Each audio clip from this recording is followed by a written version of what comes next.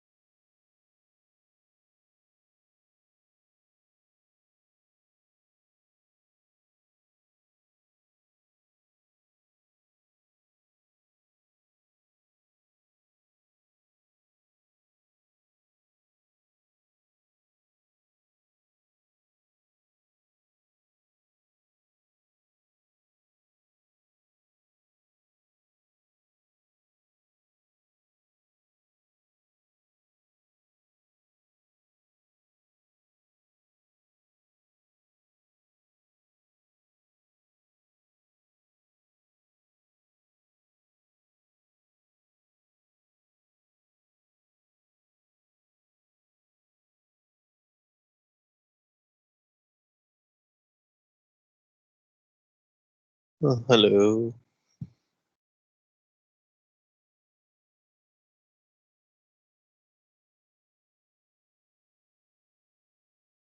आपकी आवाज नहीं आ रही। भाई सर अभी एक काम किया।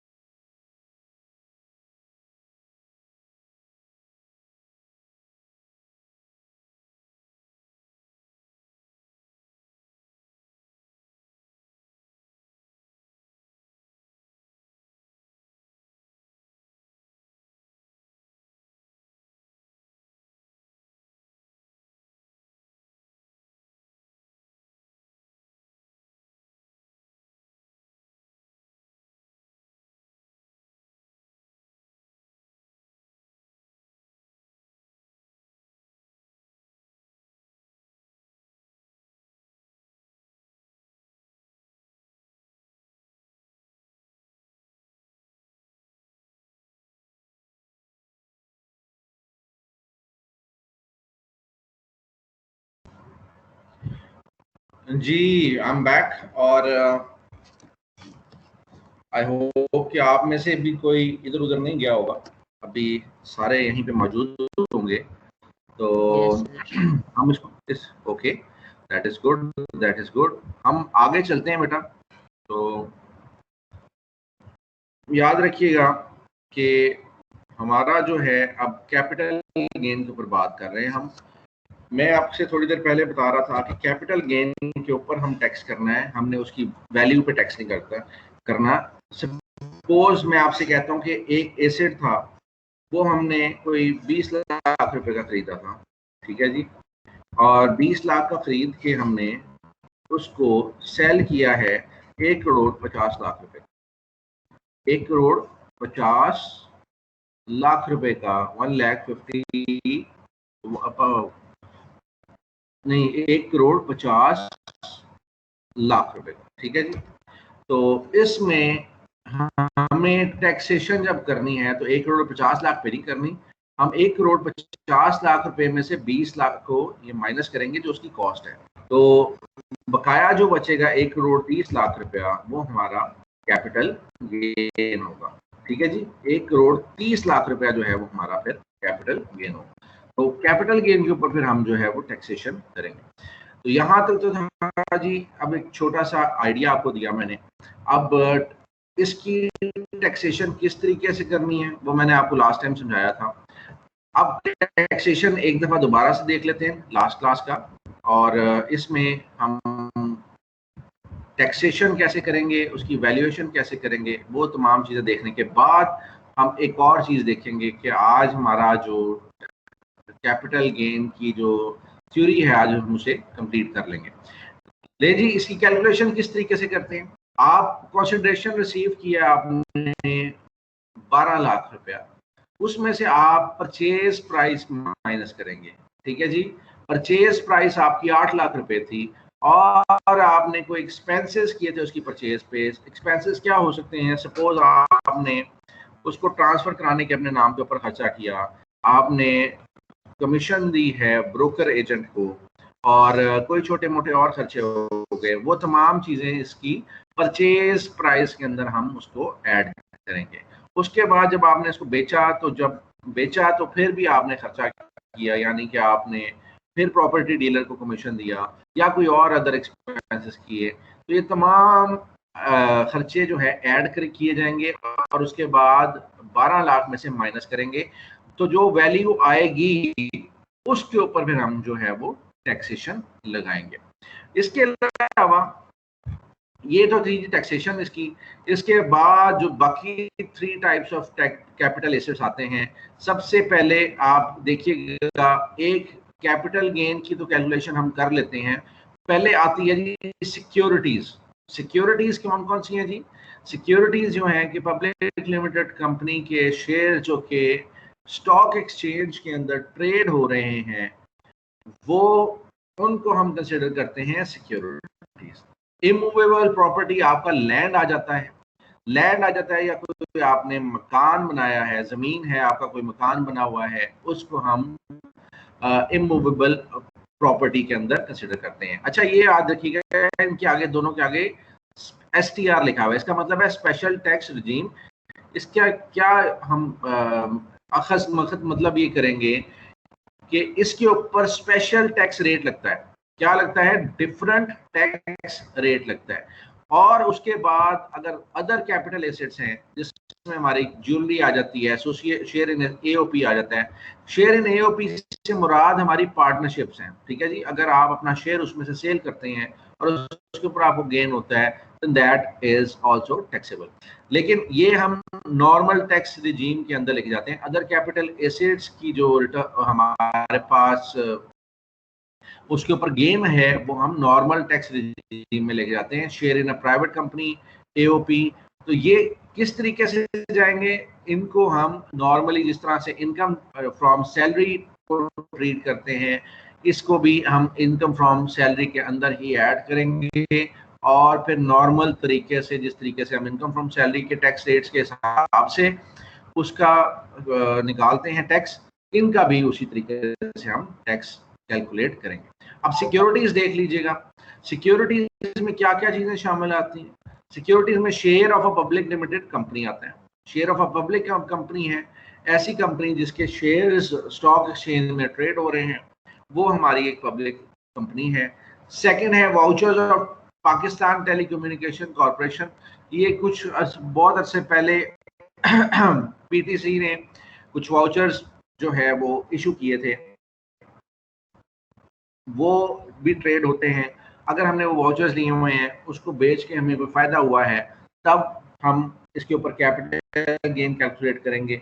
नेक्स्ट है जी मुदारबा का सर्टिफिकेट है। मुदारबा और मुशारका ये इस्लामिक टर्म्स हैं कारोबार की, लेकिन हमने सिर्फ इससे गर्ज नहीं है कि ये क्या चीज़ है, हमें सवाल में बता दिया जाएगा कि आपका ये मुदारबा का सर्टिफिकेट है, उसको हम सिक्योरिटीज के अंदर लेके आएंगे, an instrument of redeemable capital को लेके आएंगे और डेरिवेटिव प्रोडक्ट्स को हम इसमें लेके आएंगे। देखें, मैंने जब आपको मिड टर्म से पहले चीज़ें बताई थी तो मैंने बताया था जनाब ये एक बहुत ही बड़ी ज़बरदस्त किस्म की कैलकुलेशन दिखाई थी मैंने आपको जी। If holding period is less than 12 months, if holding period is more than 12 months, if holding period is 24 and less than 48 months. ये बहुत ही बड़ा, जिसे कहते हैं ना कि बहुत ही बड़ी कैलकुलेशन में हम पढ़ रहे थे। लेकिन फॉर योर कन्वीनियंस, अब आपकी कन्वीनियंस के लिए मैं ये बताता चलूँ कि जब से लास्ट ईयर से ये जो तमाम चीज़ें हैं, ये तमाम चीज़ें उन्होंने ख़त्म कर दी हैं। ये तमाम चीज़ें ख़त्म करने के बाद उन्होंने कहा है जी कि इनकम फ्रॉम शेयर्स अगर होंगे, income from sale of securities होगी, तो उसके ऊपर फ्रॉम सेल ऑफ सिक्योरिटीज जो होगी उसके ऊपर फाइलर और नॉन फाइलर का कर दिया गया है कि अगर फाइलर होगा तो उसके लिए गेन के ऊपर 15% जो है वो टैक्स है, और अगर कोई नॉन फाइलर है तो नॉन फाइलर के लिए जो टैक्स का रेट है वो है 30%। पहले ये 30% नहीं था, पहले ये 20% था, लेकिन अब ये 30% जो है वो हो गया। तो अब हमें ये याद रखना है कि अगर कोई सिक्योरिटीज का आता है सवाल, तो हमने उसका रेट लगाना है 15%। लेकिन जहाँ तक सवाल आता है इनकम फ्रॉम प्रॉपर्टी का, तो इनकम फ्रॉम प्रॉपर्टी में याद रखिएगा, इनकम फ्रॉम इमूवेबल प्रॉपर्टी को जब हम डिस्पोज ऑफ करेंगे, तब मैंने आपको लास्ट टाइम बताया था या नहीं बताया था, आई डोंट रिमेम्बर, कि हमने जब एक, ये ग्रिड भी मैं आपकी यहाँ पे बना दूंगा, लेकिन यहाँ पे याद रखिएगा कि gain on disposable of immovable property, अगर कोई हम गेन हासिल करते हैं इमूवेबल प्रॉपर्टी के ऊपर, तो उसकी कैलकुलेशन हम किस तरह करेंगे। फिर holding period of a plot is up to 1 year. अगर आपका होल्डिंग पीरियड 1 साल का है या 1 साल से कम अरसे का है, मीन्स के अब मैं प्रॉपर्टी खरीदी है मैंने 2 महीने पहले या 9 महीने पहले, 11 महीने पहले, तो मैंने उसे खरीदा था 12 लाख रुपए का, 1200,000 का, और मैं अब उसको बेचने लगा हूँ 50 लाख रुपए का। अल्लाह करे जी कोई ऐसी प्रॉपर्टी हमें मिल जाए और आराम से वो बिक भी जाए। तो ये मेरा 50 लाख रुपए का मैंने ये प्रॉपर्टी को बेचा, और ये क्या हो रहा है भाई जी, ये मैंने परचेज प्राइस इसकी ये है, और सेलिंग प्राइस इसकी है जी कितनी, सर स्क्रीन स्टिल है? स्क्रीन स्टिल है, नहीं नजर आ रहा? नो सर, आपकी आवाज भी कट रही है थोड़ी थोड़ी। आवाज भी कट रही है। असल में बात ये है कि आज ना मेरा इंटरनेट नहीं है, और मैं आज आपका जो है वो डाटा पे ले रहा हूँ लेक्चर। मैं दोबारा से स्क्रीन जो है वो शेयर करता हूँ।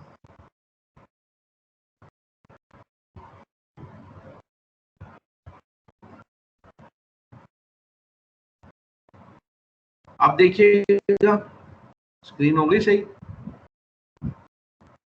जी बेटा, स्क्रीन ठीक हो गई? यार अभी ये तो तो आई काम नहीं। आ गई है अब।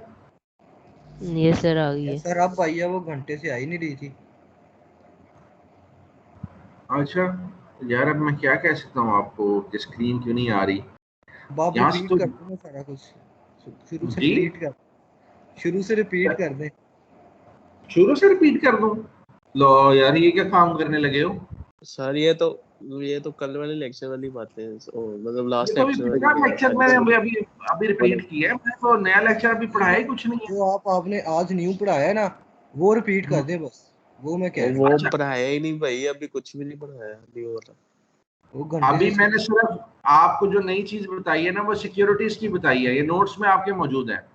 नोट्स में आपके मौजूद है कि सिक्योरिटीज जो है वो 5 किस्म की हैं। एक shares of a public company है जो कि लिस्टेड है पाकिस्तान स्टॉक एक्सचेंज में। फिर आपकी सेकंड जो है वो वाउचर्स ऑफ पाकिस्तान पीटीसी के हैं वाउचर्स।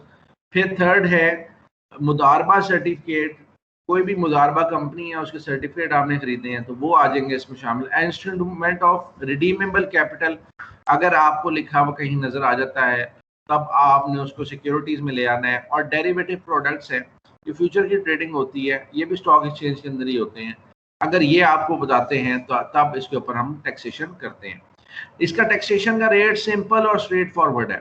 जितना भी गेन होगा वो हमने कैलकुलेट करना है पहले, और गेन को कैलकुलेट करने के बाद हमने उसके ऊपर 15% जो है वो सीधा जो है वो हमने फाइलर है तो हमने सीधा सीधा लगा देना है 15% का रेट। लेकिन अगर नॉन फाइलर है तो उसके ऊपर हमने 30% का रेट लगा देना है, और 30% कैलकुलेट करके वो टैक्स हमारा कैलकुलेट करके निकल आए। अब आपको समझा रहा था in capital gain from disposal of immovable property. उसमें मैं आपको पहली शिक समझाने लगा था कि अगर सर आप आपने क्वेश्चन करवा दें जिसमें सारा कुछ आ जाए। बेटा वो मैं करवाऊंगा ही ऑब्वियसली, लेकिन पहले आपको लॉजिक्स तो समझा दो ना कि क्या चीज है।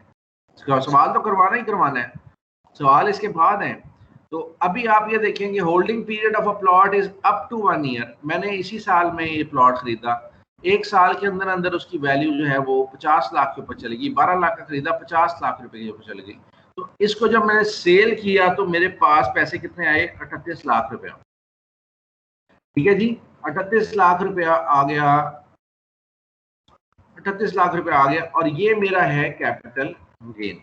इस कैपिटल गेन को अगर मैं लगाता हूं तो कैपिटल गेन के ऊपर ये जो अमाउंट आई है 38 लाख रुपया, इस अमाउंट के ऊपर टोटल इसके ऊपर मुझे टैक्स देना पड़ेगा। टोटली ये टैक्सेबल है। टैक्सेबल भी ये स्पेशल टैक्स रिजीम के अंदर है, जिसका रेट जो है वो आगे मैं आपको दिख रहा है आप लोगों को, और इसी हिसाब से हमने इसको टैक्सेशन करनी है। लेकिन अगर ये विद इन, ये मैं लिख रहा हूँ जी, विद इन 1 ईयर और अप टू 1 ईयर, अगर मैं इसको सेल कर देता हूँ। लेकिन अगर मैं उसको पहले साल नहीं सेल करता और मैं उसको सेल कर रहा हूं सेकेंड ईयर में, सेकेंड ईयर में सेल हो रही है। सेकेंड ईयर का मतलब ये है कि पहला साल गुजर गया है और दूसरा साल चढ़ पड़ा है। दूसरे 4 साल का पहला ही महीना बेशक क्यों ना हो, पहले महीने से लेके तो पता चलता है कि वो आपने 12वें महीने तक के भी आपने सेकेंड ईयर के अंदर सेल किया है। तब हमें इस 38 लाख रुपीस का जो हमें कैपिटल गेन हुआ है, हमने क्या करना है, इस 38 लाख रुपीस को का 75% ले लेना है। क्या लेना है? 75% is equal to 38 lakh rupees multiply by 0.75। 75% amount बनेगी 28,50,000 रुपए। 28,50,000 को हम लोगों ने फिर टैक्सेबल करना है, और ये है जी 75% ऑफ गेन की अमाउंट को हमने टैक्सेबल करना। सर ये 75 वाला जरा दोबारा बताइएगा, ये जो अभी आपने मल्टीप्लाई किया ना सर परसेंटेज लेके, ये कैसे? हाँ, ये कैसे किया है? देखो भाई, पहला स्टेप तो सेम है ना। परचेज प्राइस थी हमारी 12 लाख की, बेचा हमने 50 लाख का है, तो फायदा कितना हुआ? 38 लाख का ना। जी जी इधर तक तो क्लियर है। अब मैं ये कह रहा हूं कि अगर आपने पहले साल में इसको सेल कर दिया है पहले साल के अंदर, तो 38 लाख रुपए के ऊपर टोटल के ऊपर आपको टैक्स देना पड़ेगा। कैपिटल गेन आपका 38 लाख था, उसके ऊपर आपको टैक्स देना पड़ेगा। पहला पॉइंट क्लियर। अब दूसरा पॉइंट ये है कि अगर आपने पहले साल में इसको सेल नहीं किया, दूसरे साल के दरमियान में या दूसरे साल के एंड पे क्या किया है आपने सेल, तो जो 38 लाख रुपए आपको हासिल हुआ था, आप उस पूरे के ऊपर टैक्स नहीं देंगे, उसकी 75% अमाउंट के ऊपर आपने टैक्स देना है। तो 38 लाख का हम ले लेंगे, जो कि गेन है हमारा, उसका 75% ले लेंगे, तो 75% बनता है 28,50,000। मैंने किस तरह निकाला है इसको? मैंने 38 लाख को मल्टीप्लाई किया 0.75 से, तो 0.75 से मल्टीप्लाई करेंगे तो 75% जो है इसकी अमाउंट आ जाएगी। तो सेकेंड ईयर का जो गेन में हम लोगों ने गेन, हमें बचत ज्यादा हो जाएगी, टैक्सेबल अमाउंट हमारी कम हो जाएगी। अब क्या होता है, तीसरे साल थर्ड ईयर के अंदर या थर्ड ईयर के दरमियान में अगर हम ये काम करते हैं कि इसको सेल कर दिया, तो हमने क्या करना है, थर्ड ईयर के अंदर हमें इसको हाफ करना पड़ेगा। 38 लाख हमारा प्रॉफिट हुआ है, गेन हुआ है, 38 लाख को हम लोगों ने इसकी हाफ अमाउंट के ऊपर का हाफ अमाउंट है 0.50 मल्टीप्लाई कर देंगे। 38 लाख का हाफ होता है 19 लाख रुपया। 19 लाख के ऊपर हमें टैक्स देना पड़ेगा। ठीक हो गया। और फोर्थ ईयर में, चौथे साल में या चौथे साल के एंड तक, चौथे साल में या चौथे साल के एंड तक हमें इसकी जो अमाउंट है उसके ऊपर 25% टैक्स देना पड़ेगा। ठीक है जी, 25% अमाउंट के ऊपर हमें इसको टैक्स देना पड़ेगा, मल्टीप्लाई बाय 0.25। ये लें जी, ये आ गया जी 9.5 लाख रुपया। 9.5 लाख रुपया हमें टैक्स इसके ऊपर, 9.5 लाख रुपए के ऊपर फिर टैक्स देना पड़ेगा। अभी मैंने आपको ये नहीं बताया कि टैक्स का रेट क्या है। अभी मैंने सिंपली आपको बताया है कि जो आपने प्रॉपर्टी सेल किया है मूवेबल, उसके ऊपर जो आपको प्रॉफिट हुआ है उसको आपने टैक्स देना है, तो कितनी अमाउंट के ऊपर हमारा टैक्स बनेगा। तो पहले साल अगर हम सेल कर देते हैं तो पूरी अमाउंट के ऊपर हमें टैक्स देना पड़ेगा। दूसरी साल अगर हम सेल करते हैं तो हमें 75% ऑफ द अमाउंट के ऊपर टैक्स देना पड़ेगा। तीसरे साल अगर सेल करते हैं तो हमें 50% ऑफ द अमाउंट के ऊपर टैक्स देना पड़ेगा। चौथे साल अगर सेल करते हैं तो हमें 25% ऑफ द अमाउंट के ऊपर जो है वो टैक्स देना पड़ेगा। और अगर हम चौथे साल के बाद आफ्टर 4 इयर्स हम इसको सेल करते हैं, आफ्टर 4 इयर्स के बाद हमारा ये टैक्सेशन जो है वो 0 हो जाएगी। ठीक है जी।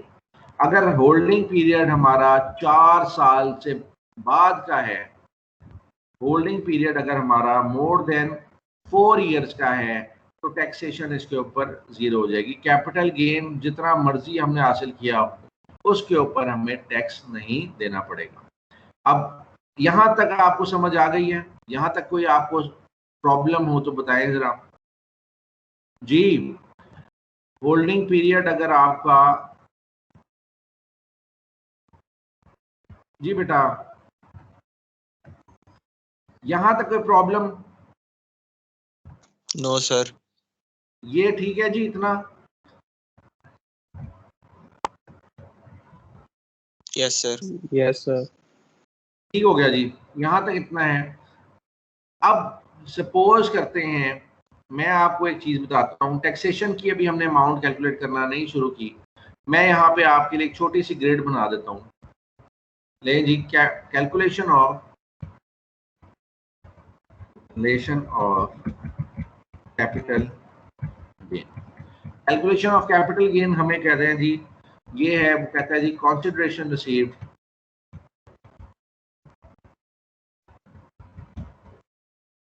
रिसीव्ड है और उसमें से हमने लेस करने हैं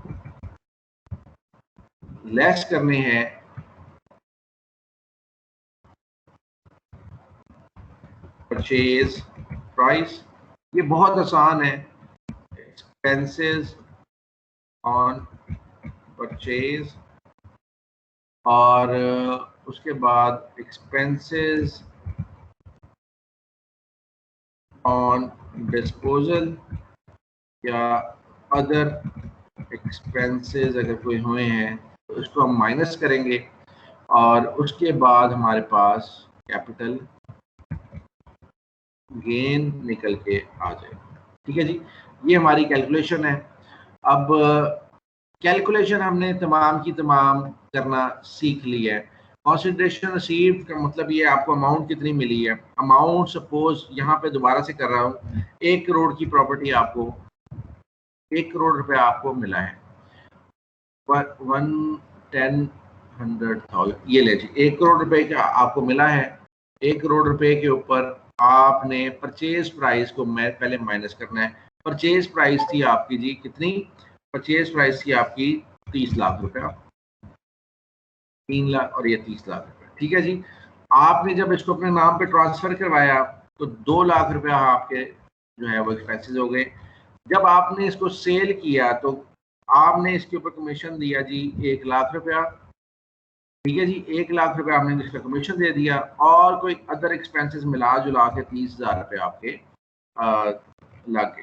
ठीक है जी, हमें कैपिटल गेन क्या होगा, capital gain is equal to ये 1 करोड़ माइनस कर देंगे परचेज प्राइस, माइनस कर देंगे एक्सपेंसेस ऑन परचेज और माइनस कर देंगे एक्सपेंसेस ऑन डिस्पोजल और एंड पे माइनस कर देंगे अदर एक्सपेंसेस को। तो ये अमाउंट है 66,70,000 है, ये हमारा कैपिटल गेन। ठीक हो गया, यहाँ तक हमारा जो सारे मामलात हैं वो क्लियर है। कैपिटल गेन हमारा कैलकुलेट हम कर चुके हैं। अब आगे चलते हैं कि अब ये कैपिटल गेन तो हमने कैलकुलेट कर लिया है, अब इसकी टैक्सेशन किस तरीके से होगी। अब टैक्सेशन के लिए हमें कैपिटल गेन और ईयर उसका देखना है, वो हमने निकाल लिया कि कैपिटल गेन का ईयर कौन सा है। अब आगे चलते हैं कि उसका रेट क्या होगा। अब वो ये कहता है आपके सामने ही है कि अगर आपका capital gain up to 50 lakh रुपया है, ठीक है जी, अगर आपका capital gain up to 50 lakh रुपया है तब इसका रेट होगा 2.5%। ठीक है जी, इफ अप टू 50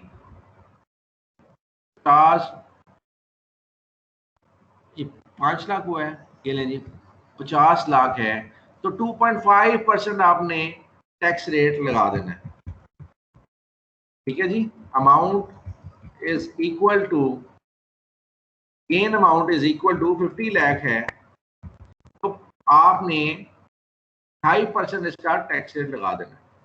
लेकिन अगर आपकी अमाउंट 50 लाख से 50 लाख से अबव है और अप टू 1 करोड़ रुपीस है तो आपका जो रेट होगा वो कितना होगा, वो 5% होगा। इसी तरह आगे चलते जाएं, अगर आपका 1 करोड़ से लेके गेन 1.5 करोड़ तक है, 1.5 करोड़ तक है, तब आपका टैक्स जो है वो 7.5% होगा। और अगर आपका मोर देन 1.5 करोड़ है, 1.5 करोड़ से ज्यादा का है, तब आपका टैक्स जो है वो गेन के ऊपर 10% होगा। बहुत सिंपल है। अब आपने सिंपली ये देखना है कि कैपिटल गेन आपका अगर विद इन 1 ईयर है, मैं कहता हूँ जी विद इन 1 ईयर मैंने इस प्रॉपर्टी को सेल कर दिया तो मेरा गेन बन रहा है 66,70,000। तो आप ये देखें अमाउंट 50 लाख से ज्यादा है और कहाँ फॉल कर रही है, 50 लाख से ज्यादा है और 1 करोड़ से कम है, तो इसके ऊपर मुझे कितना टैक्स लगेगा? 5%। मैं अब इसके ऊपर टैक्स कैलकुलेट कर रहा हूँ जी। Tax on capital gain on is equal to 66,70,000 multiply by 0.05, 5% इसके ऊपर टैक्स कैलकुलेट किया।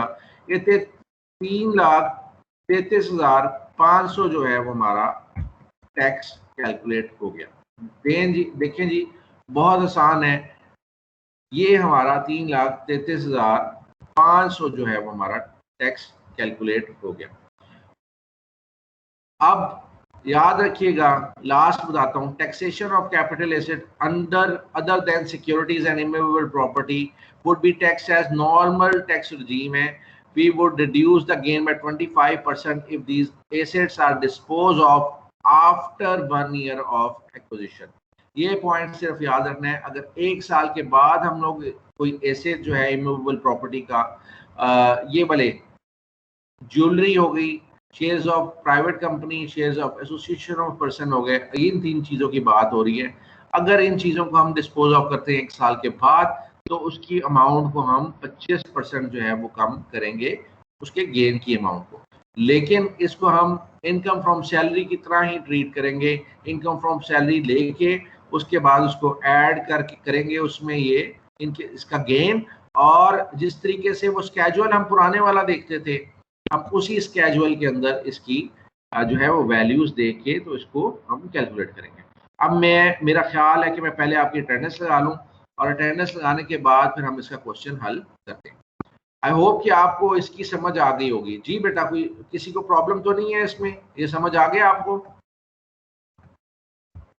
ये स्टूडेंट्स समझ आ गई है आपको? Yes sir, yes sir. भाई किधर गए? यस सर, आ बोल गई रहे हैं। सर, आ गई। ओके, आमना, अरीबा,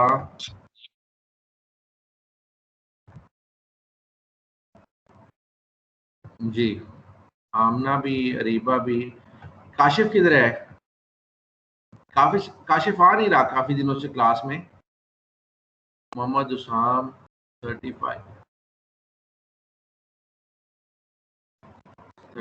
है। 90 मोहम्मद अब्बास।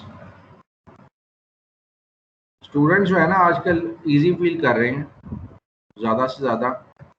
सैयद अनूश की बारी आती है।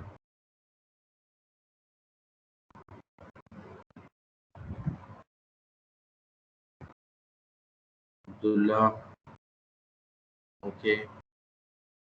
133, 137, 147, 148 और 151, 171, 151 के बाद 160 is missing. Sharaj Ahmad absent है। तलहा बिन आसिफ भी एब्सेंट है। और 168 हमजा हुसैन भी एब्सेंट है। 171 is present. 176 is Chaudhry Waqas Ali भी एब्सेंट है जी आज। शहबाज अहमद प्रेजेंट है जी। 147, 183, 184, 186,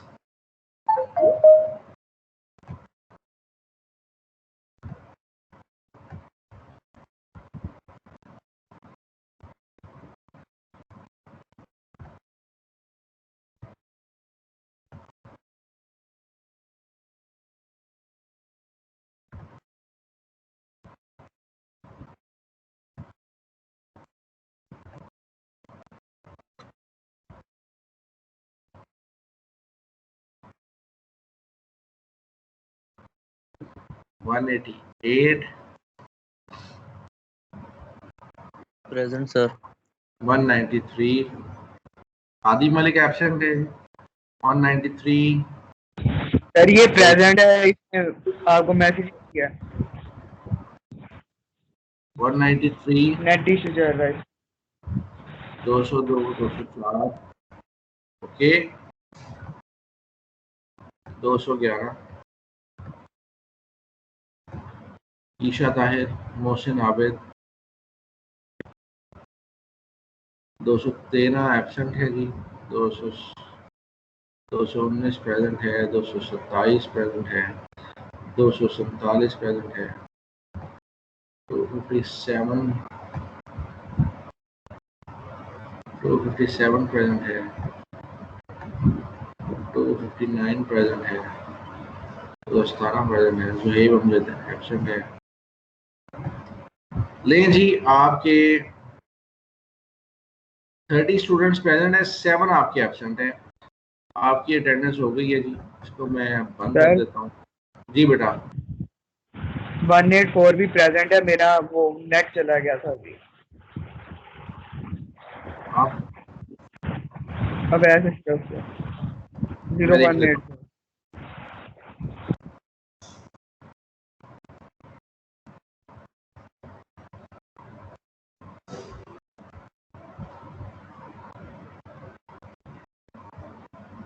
184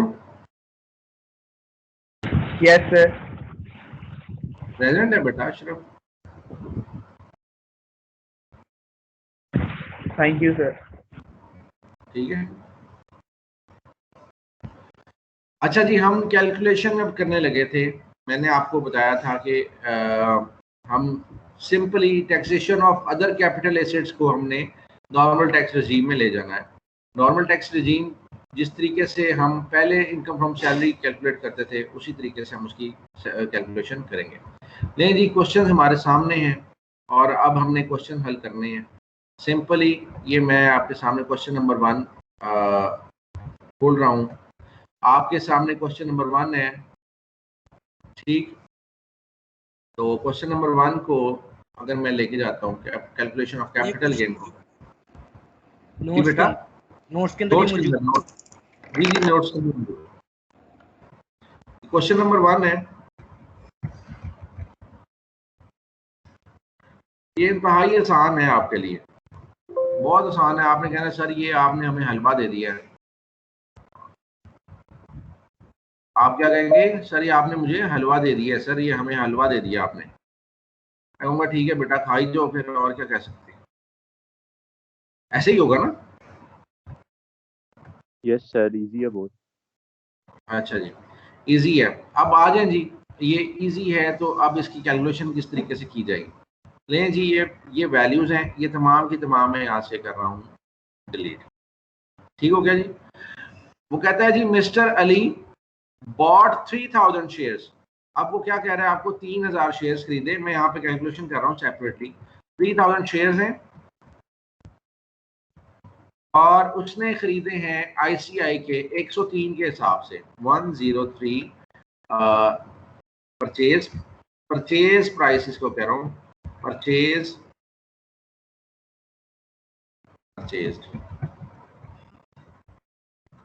purchase at the rate of 103। अच्छा जी, 103 के हिसाब से इन्होंने इसको परचेज किया, तो इसकी टोटल कॉस्ट कितनी आनी चाहिए।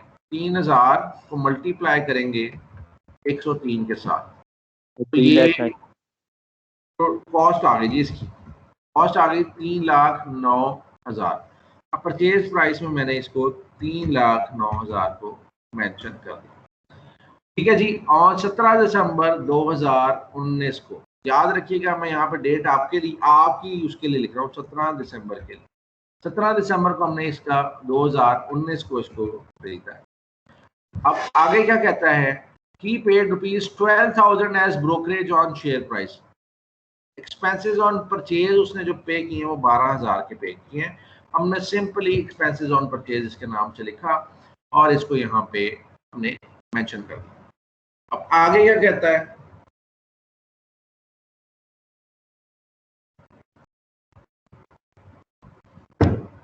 वो कहता है ऑन मार्च 18 मार्च को 2021 को उसने अपने he sold all of these shares at the rate of 167 per share.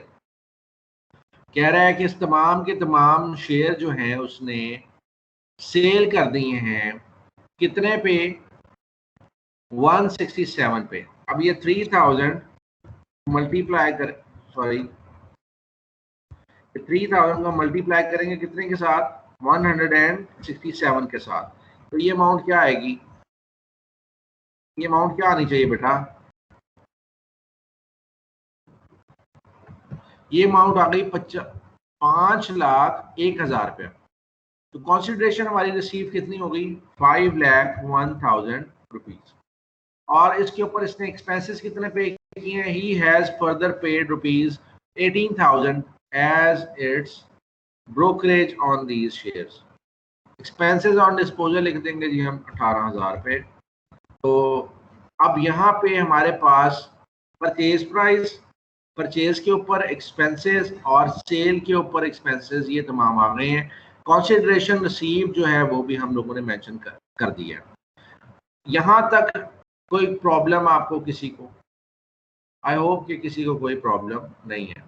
अब हमें कहता है जी कि आपका कैपिटल गेन हुआ है, तो कैपिटल गेन हमारा जितना भी है वो हम कैलकुलेट करेंगे। किस तरीके से कैलकुलेट करेंगे बेटा इसका कैपिटल गेन। पहले ये जो डेट्स थी ना, इनका बड़ा रौला था, इनका बहुत ही ज्यादा इशू था कि डेट्स को आपने देखना है कि जी इतने साल बाद ये हो गया, वो हो गया, फलाना हो गया। 3 साल पहले हमने खरीदे थे तो ये रेट्स आ रहे थे, 1 साल पहले खरीदा था तो ये रेट्स आ रहे थे। अब सिंपल उसने क्या कर दिया, हमारे लिए काम ही आसान कर दिया है। उसने कहा भाई बात ये है, जब मर्जी खरीदो जब मर्जी बेचो, आप अगर फाइलर हैं तो 15% आप रिटर्न देंगे इसके ऊपर टैक्स, और अगर आप फाइलर नहीं है तो अब आप 30% देंगे। पहले 20% उसके ऊपर रेट हुआ करता था। तो आपने क्या किया, आपने जो कैपिटल गेन है उसको कैलकुलेट कर लिया। वो कैसे कैलकुलेट करेंगे, हम 5 लाख में से माइनस कर देंगे 3 लाख को, माइनस करेंगे 12,000 को, माइनस करेंगे 18,000। तो हमारे पास कैपिटल गेन आ गया 1,62,000 रुपया। ठीक है जी, 1,62,000 हमारे पास कैपिटल गेन आया। और इसके ऊपर हम टैक्सेशन क्या करेंगे, इसको हम ले लेंगे। अगर कैपिटल गेन आ गया जी, टैक्सेशन ऑन कैपिटल गेन है जी फॉर फाइलर, यहाँ पे हम लिखेंगे फाइलर 15% और नॉन फाइलर है तो इसका 30%। ठीक है जी, तो ये आ गया जी, हम लोगों ने इसका 15% ले लिया, मल्टीप्लाई बाय 0.15, ये आ गया 24,300। और अगर नॉन फाइलर है तो हमने 1,62,000 का ले लिया 0.3%, 30%, 48,000। जी ये फाइलर और नॉन फाइलर दोनों निकालने पड़ेंगे या क्वेश्चन में हाँ जी, गिवन दोनों होगा? निकालने पड़ेंगे। अगर क्वेश्चन में नहीं दिया ना तो दोनों निकाल के आपने अपना काम पूरा कर देना है। ठीक है जी, और इतना मुश्किल थोड़ी है, पर एक 15% है और एक 30% है। ठीक है जी, और ये स्पेशल टैक्स रिजीम के अंदर आता है, स्पेशल टैक्स रेट्स हैं इसके, ये हमने इसको मेंशन कर देना है। मैंने आपको पहले ग्रेड दिखाई थी ना बेटा, वो बड़ी खतरनाक सी ग्रेड थी। अगर 1 साल पहले बेचा हो, 1 साल पहले खरीदा हो, उसके बाद 5 साल पहले खरीदा हो, 10 साल पहले खरीदा हो, बड़ी जबरदस्त किस्म की ग्रेड थी, वो बहुत खतरनाक। वो हमें अब खत्म हो गई है, वो उसको खत्म कर दिया गया है गवर्नमेंट की तरफ से, और अब हमारे लिए काम आसान कर दिया। अब आते हैं जी क्वेश्चन नंबर 2 की तरफ। क्वेश्चन नंबर 2 अब हम देखते हैं, हल करते हैं, कोशिश करते हैं उसको। Mister Zafar bought a plot उसने बाय किया है। मैं ये दोबारा से कॉपी करता हूँ, इसको इसी तरीके से पेस्ट कर लेता हूँ जी। प्लॉट उन्होंने बाय कर दिया, ये अमाउंट्स मुझे डिलीट करनी पड़ेंगी, ये मैंने डिलीट कर दी। Mister Zafar bought a plot in Bahria Town Lahore for 3.5 million. उन्होंने 35 लाख रुपए का ये प्लॉट खरीदा है जी, 35 लाख रुपए जी, 35 लाख रुपए का इन्होंने प्लॉट ये खरीद लिया। ऑन 26 सितंबर 2018 जी, 26 सितंबर 2018 को ये प्लॉट खरीदा। He paid rupees 1,20,000 on registration of this plot in his name. Expenses on registration कितने हैं? 1,20,000 रुपये। ठीक हो गया जी, 1,20,000 भी इसकी कॉस्ट में शामिल हो गया। ऑन 15 दिसंबर 2019, 15 दिसंबर 2019 को he has sold this plot for 5.1 million। मैं क्या कह रहा हूँ यहाँ पे कि हमने डेट लिखनी है 15 दिसंबर 2019 को इन्होंने ये प्लॉट बेच दिया 5.1 मिलियन का, 51 लाख रुपीस का इन्होंने ये प्लॉट बेच दिया। 51 लाख रुपीस का इन्होंने प्लॉट बेचा और कमीशन जो इन्होंने पे किया है इस प्लॉट के ऊपर वो दिया है जी, एक्सपेंसेस ऑन डिस्पोजल है जी 2 लाख रुपए। 2 लाख रुपया इन्होंने पे किया। तो अब इनको कैपिटल गेन कितना हुआ है? 12,80,000 रुपए का इनको कैपिटल गेन हुआ। क्या किया है? सिंपली प्लस माइनस हमने किया है, जो अमाउंट थी उसमें से जितने एक्सपेंसेस हुए हैं और जो कॉस्ट ऑफ द प्लॉट थी उसको हमने माइनस किया है। अब जो कैपिटल गेन के ऊपर टैक्सेशन है वो हमने कैलकुलेट करनी है। लें जी, क्या कहता है? 26 सितंबर से लेके जी 1 साल से ज्यादा है ये। 1 साल से ज्यादा है और 2 साल से कम में है, तो इसका रेट क्या लगेगा? विद इन 2 इयर्स वाला लगेगा 75%। 75% लगेगा ना, विद इन 2 इयर्स वाला है तो 75% लगेगा। ठीक है जी, 75% ऑफ गेन होगा और रेट लगेगा 2.5%, क्योंकि 50 लाख से अमाउंट कम है। ऐसे ही है ना? कैपिटल गेन हो गया जी ने 12,80,000 रुपया और टैक्सेबल अमाउंट इसकी निकालेंगे, अमाउंट इज इक्वल टू 12,80,000 रुपया का 75%, तो ये आगे 9,60,000 रुपया इसकी अमाउंट आई और 9,60,000 के ऊपर टैक्स रेट हमारा कितना है? टैक्स रेट ये आपकी उसके लिए बता रहा हूँ, यहाँ पे लिख रहा हूँ। टैक्स रेट हमारा कितना बनेगा जी? टैक्स रेट है अप टू 50 लाख रुपया है 2.5%। कितना जी? 2.5% लगेगा इसके ऊपर टैक्स और अमाउंट आ जाएगी 9,60,000 रुपया इंटू 0.025, तो ये आपका टैक्स आएगा 24,000 रुपया। नहीं जी, tax on capital gain is equal to 24,000, ये 24,000 आपका टैक्स लगेगा। कोई मुश्किल है इसमें? ये तो बहुत आसान हो गया काम है ना सर। ये रेट आपने टेबल से बताया ना? ये टेबल से बताया मैंने जी जी।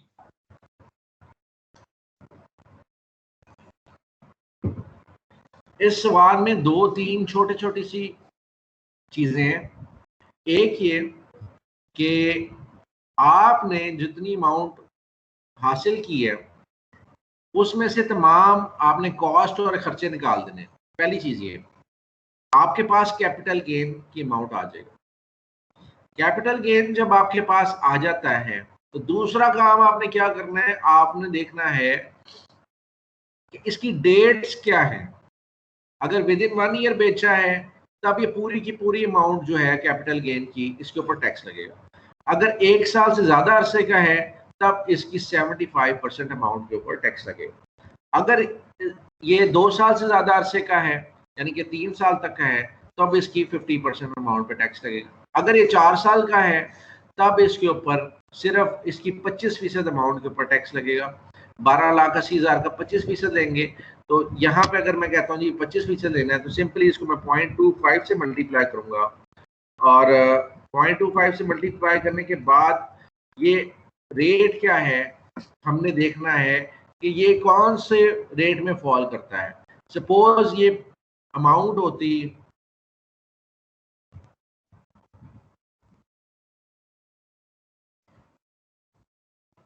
ये 1 करोड़ की अमाउंट होती 10 हाँ 1 करोड़ की अमाउंट होती तो कैपिटल गेन कितना हुआ है, वो हुआ जी 61 लाख रुपए का। तो अब 61 लाख रुपए के ऊपर अगर हम देखते हैं टैक्सेबल अमाउंट कितनी है, ये रेट हमारा चेंज हो जाता है, यहाँ से चेंज होता है तो 5% आ जाता, 5% आ गया। तो अब हम इसको 5% के हिसाब से रेट लेंगे। ये हमने किधर से किया भाई, टैक्सेबल अमाउंट इतनी है और गेन, सॉरी कुछ गलत हो गया, मैं इसको दोबारा से सेट करते हैं। नहीं जी, आपका ये 2.5% के हिसाब से 8,000 आया है। टैक्सेबल अमाउंट हमारी जो बनती थी 0.25, बिल्कुल ठीक है जी। आपने ये चौथे साल में इसको सेल किया है तो ये अमाउंट आपकी बनी है 0.25 के हिसाब से। लेकिन अब इसको हम वापस ले जाते हैं 75% के हिसाब से। हमारी ये सेकेंड ईयर की कैलकुलेशन है। सेकेंड ईयर के अंदर अगर हमारी सपोज यही अमाउंट 2.5% के हिसाब से कैलकुलेट की हुई है, अगर ये हमारा 1 करोड़ रुपया होता है, यहाँ पे 10 लाख और ये 1 करोड़ हो गया, तो ये अमाउंट बन जाती है 61 लाख रुपया। 61 लाख के ऊपर जो दूसरे साल में हमारी टैक्सेबल अमाउंट बननी थी, वो बननी थी 46 लाख, ठीक है जी, 35,000 रुपया। और इसके ऊपर रेट लगना था हमारा फिर 5% का, 2.5% नहीं लगेगा, इसके ऊपर 5% रेट लगेगा। और 5% रेट कैसे कैलकुलेट करेंगे, इनटू ये हमने 0.025 नहीं करना, इसको हमने करना है 0.05। ओहो, ये दोबारा मैं जो है वो कर देता हूँ ना 0 को। ये देंगे 0.5% हमने कैलकुलेट किया,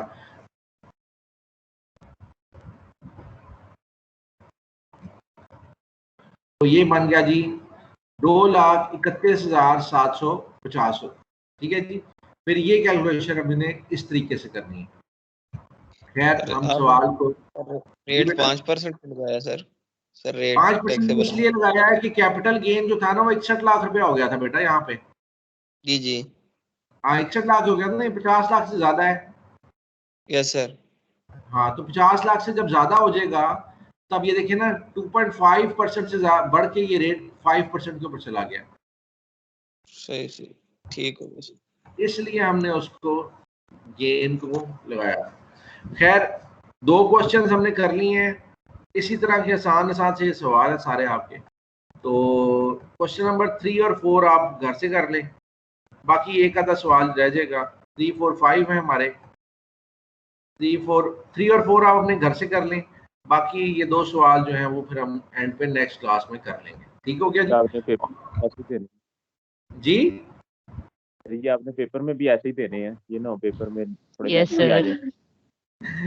नहीं, ऑनलाइन पेपर और होता है और आपका जो फिजिकल पेपर होता है वो ऑनलाइन से आसान होता है।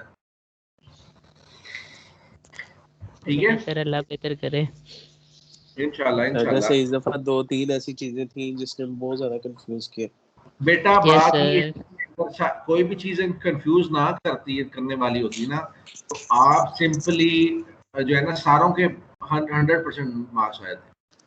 नहीं ठीक है? सर, ऐसा भी नहीं होता।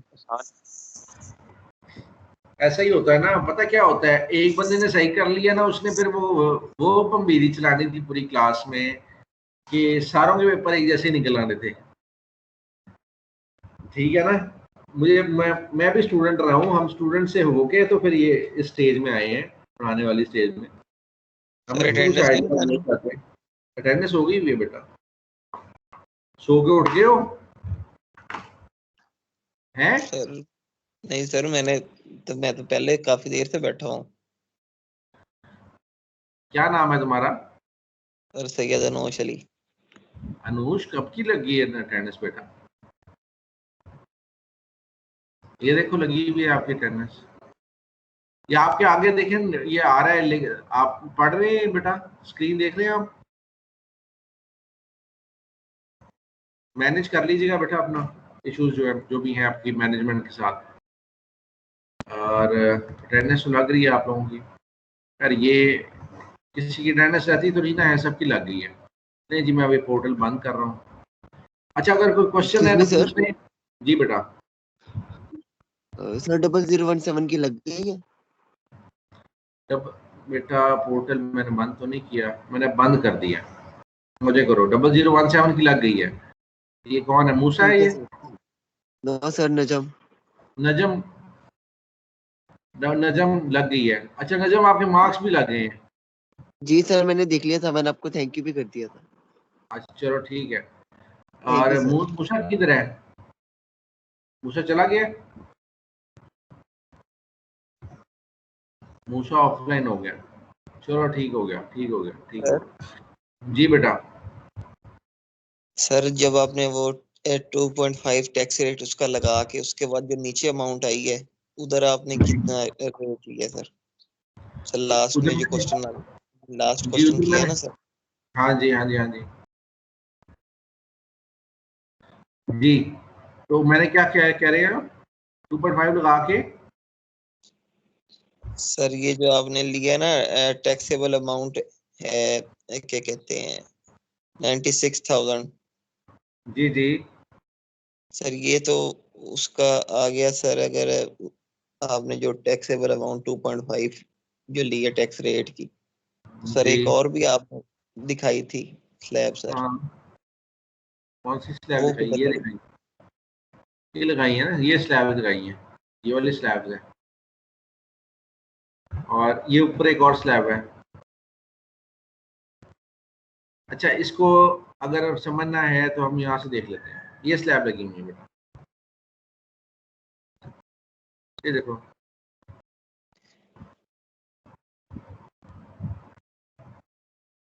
ठीक है सर। ठीक जी हो गया? सर, जी सर, चलो ठीक। ठीक है। नोट्स खोल के सवाल जब हल करने हैं तो नोट्स खोल के करने हैं हमने। ओके हो गया? जी सर, जी सर। नोट्स खोल के तो साथ ही हमने सवाल हल करना शुरू करने हैं। और देखो सामने जाके करोगे ना तो आसानी से हो जाएंगे। Yes sir. और फिर जब प्रैक्टिस कर लोगे ज्यादा सी तो फिर आसानी हो जाएगी हमारे लिए। ठीक है जी जी सर, थैंक यू सर। चलिए बेटा, फिर क्लास का टाइम हो रहा है खत्म, फिर हम इसको एंड करते हैं सेशन को। इंशाल्लाह फिर आपके साथ मुलाकात होती है मेरी फ्राइडे को, और फिर जी हम सर। इसको कंटिन्यू करते हैं। थैंक यू बेटा, फिर अपना ख्याल रखिएगा। अल्लाह हाफिज।